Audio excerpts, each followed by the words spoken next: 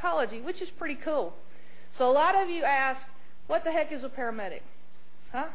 You see paramedics out there on ambulances all the time and on fire engines. But actually, a paramedic is somebody that rides in the back of an ambulance that gives medical treatment to people in need. I mean, car wrecks, shootings, stabbings, domestic violence calls, overdoses, suicides, heart attacks, diabetic emergencies. And probably everybody in here, or the majority of you, has had a loved one who has taken a ride in an ambulance, you know, after a car wreck or something like that. So paramedics, you know, we do a lot. Actually, an ambulance is basically an emergency department on wheels. Do you need college to become a paramedic? Guess what? Yes, you do. You know, college is very important. It doesn't matter. It doesn't matter if you're a paramedic, nurse, physician, a veterinarian. It doesn't matter. College is so important these days, especially in the technical aspect. I mean, the computer age, we've just scratched the surface as far as computers are concerned. Here's some courses that I had to take in college to get my paramedic license, to get my degree. Now, I listed these in order of, well, microbiology, I really didn't like it at all. I hope there's not a microbiologist in here or anything, but really and truly, wow, who wants to sit at a desk peering through a microscope at little amoebas and stuff like that? It just was not my thing. But I was raised on a farm in Smyrna, so cattle, and you know, we had horses and pigs and chickens and things of that nature, and I'm an outside kind of person. You know, I don't like to sit behind a desk, behind a computer screen. I like to be up and moving. So microbiology, I didn't like it. But I did get an A in it. I don't know how. I think my professor was just liked me. So anatomy, physiology, pathophysiology were my favorites. You know, it's very exciting to think about people that have had heart attacks and strokes and things. Not that it's a good thing that those people have had those complications, but think about what happens. When someone has a heart attack, why does it affect their blood pressure? Why does it affect their pulse? Why eventually does that person get coronary heart disease or congestive heart failure and things of that nature? And that's where pathophysiology comes into play. How many of you know people that has diabetes? Wow, look at these hands. Why does their body react to that the way it does? It's amazing. Pathophysiology and disease processes. Anatomy, physiology, the body is a wonderful thing. And I'm just going to tell you a few little bits of information here. It's basically FYI. Everybody make a fist for me. That is the size of your heart. Your fist, your heart on average is the size of your fist, okay?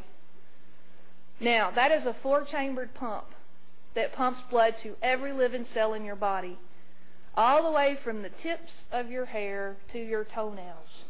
It has to have perfusion, has to have oxygen and nutrients. So, the heart is a very, very important vital organ. Did you know that on average your heart beats 72 times a minute? And if you, in 1 year, that's approximately 38 million beats in 1 year. If you live to be age 70, it's 2.5 billion beats in your lifetime. This little bitty thing that's the size of your fist, I mean, that's a pretty serious organ, huh? Pretty serious. Now, how much blood does our heart pump? 2.4 ounces in every beat. And if you live to reach age 70, your heart is going to pump 48 million gallons of blood. So that's why I like anatomy physiology. That's why it's my thing. If I had gone to med school, I probably would have specialized in cardiovascular diseases because I think the heart's fascinating. It's fascinating. And I've spent a lot of time studying it. Now, you talk about my career and what it takes. When you go to college to become a paramedic, you basically have 1,000 classroom hours. Okay? 1,000 classroom hours. And in addition to that, you have 1,000 clinical hours. So that's quite a bit of education there. Constant continuing education means that the medical field is changing every day. New drugs, new dosages, new this, new that, new equipment. We just purchased what they call Zoll monitors that do everything imaginable. And we had to bring all of our paramedics down to the training academy to be in-serviced on that piece of equipment. Because you just don't want to take a $25,000 heart monitor and throw it in the back of an ambulance and say, here it is. Go play with it. So continuing education is so important. Physical strength and endurance. Why do you think that's important? Did you see what I had on? Can anybody guess what my gear weighs? Just take a guess. You up there. Yes.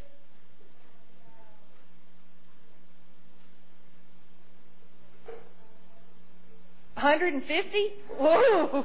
Boy, I'm a strong girl. Actually, my gear, yes ma'am, right here in the middle. What do you think? How much? 50 pounds. Did you hear me telling somebody that earlier? Okay. It is 50 to 55 pounds when it's dry.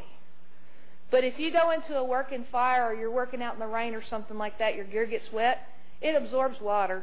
So it could reach up to 75 to 80 extra pounds. So let's take New York City, for example.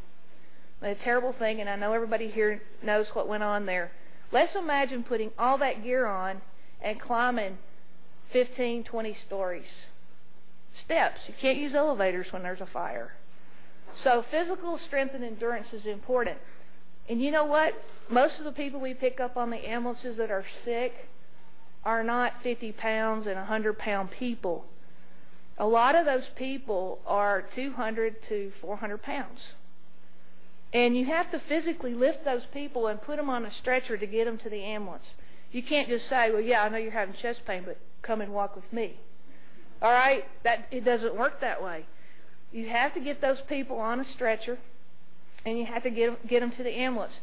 So physical strength and endurance is extremely important.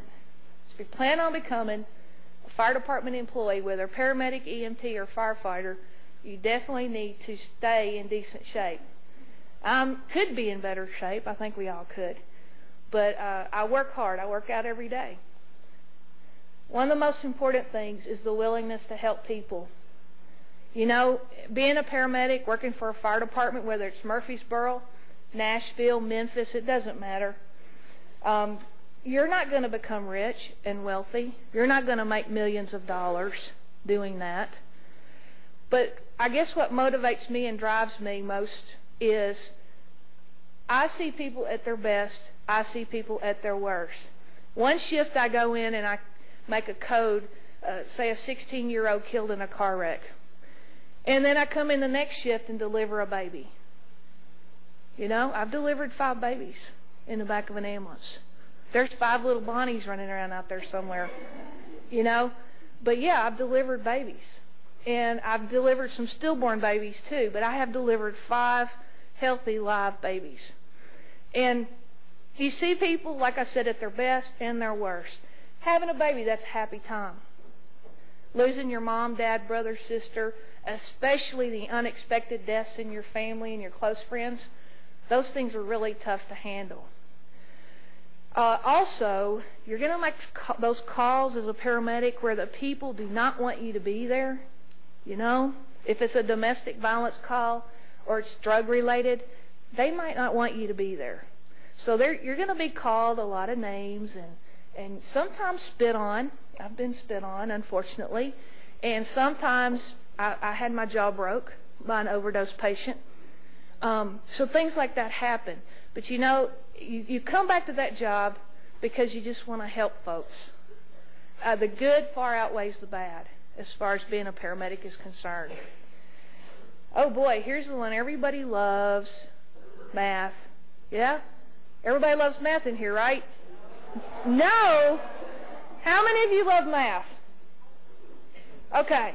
How many of you do not like math? Okay. Guys, let me tell you, math is important. I'm sorry to say, When you get older and get your own bank account, heck,